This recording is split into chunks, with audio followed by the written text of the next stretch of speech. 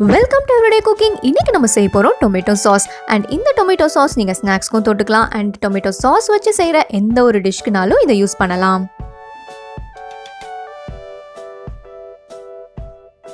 வாங்க இப்போ எப்படி செய்கிறதுன்னு பார்க்கலாம்.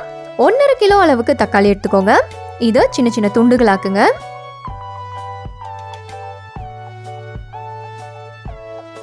இந்த சாஸை நீங்கள் ரொம்பவே ஈஸியாக செஞ்சிடலாம் அண்ட் ரொம்ப டேஸ்ட்டாகவும் இருக்கும்.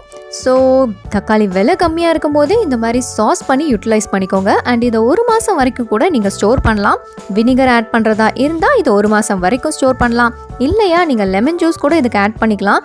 பட் அதெல்லாம் ஒரு 10 days வரைக்கும் ஸ்டோர் பண்ணுங்கள். அதுக்கு மேலே யூஸ் பண்ண முடியாது.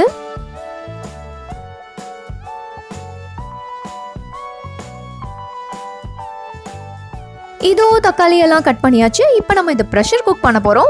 ஒரு கப் அளவுக்கு தண்ணி இதில் ஊற்றி இதை 2லேருந்து 3 விசில் வரைக்கும் விட்டுடுங்க.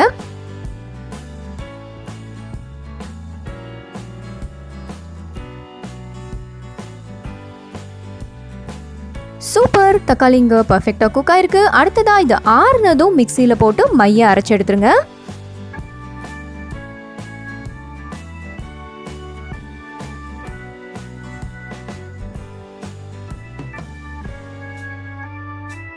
இதோ நம்மளோட தக்காளி பேஸ்ட் ரெடி. இப்போ நம்ம இதை ஒரு தடவை அரைச்சி எடுத்துக்கலாம். ஏன்னா பொதுவாக சாஸில் உங்களுக்கு எந்த சக்கையும் இருக்காது. ஸோ எல்லாமே நல்லா அரைச்சி எடுத்துங்க.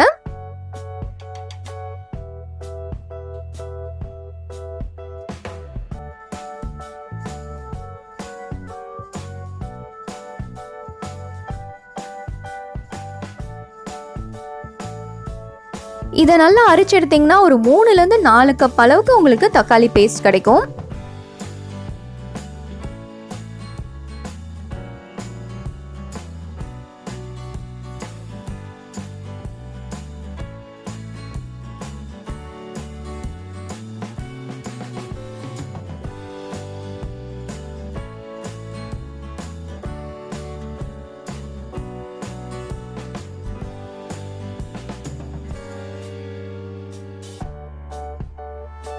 இதோ அரைச்சி முடிச்சாச்சு. அண்ட் ஃபைனலாக உங்களுக்கு நல்ல தெளிவான தக்காளி பேஸ்ட் கிடைக்கும், எந்த சக்கையும் இல்லாமல். இப்போ இதை ஒரு பேனுக்கு மாற்றிக்கலாம்.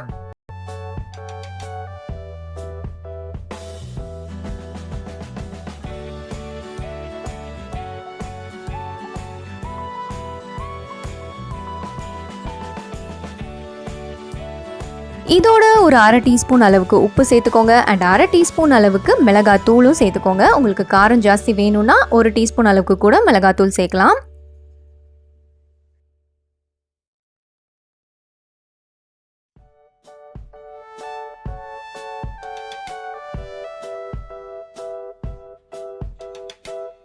இதை நல்லா கொதிக்க விடுங்க. ஒரு 5 நிமிஷம் வரைக்கும் நல்லா கிளறிட்டே வாங்க. ஒரு 5 மினிட்ஸ்க்கு அப்புறமா ஒரு 1/4 கப் அளவுக்கு சர்க்கரை இதோட ஆட் பண்ணுங்க.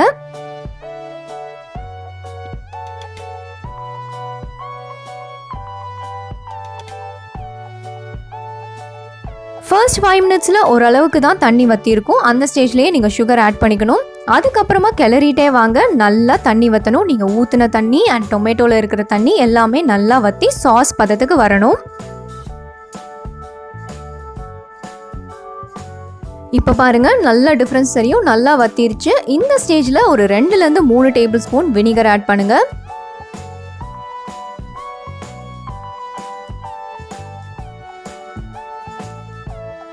வினிகர் இங்கே ப்ரிசர்வேட்டிவாக தான் யூஸ் பண்ணுறோம். ஸோ நீங்கள் 1 மாதம் வரைக்கும் இதை ஸ்டோர் பண்ணுங்கிற ஐடியா இருந்தால் வினிகர் சேருங்க. இல்லைனா லெமன் கூட இதுக்கு யூஸ் பண்ணலாம். ஸோ லெமன் யூஸ் பண்ணிங்கன்னா ஒரு 10 டேஸ்க்குள்ளே சாஸை காலி பண்ணிடுங்க.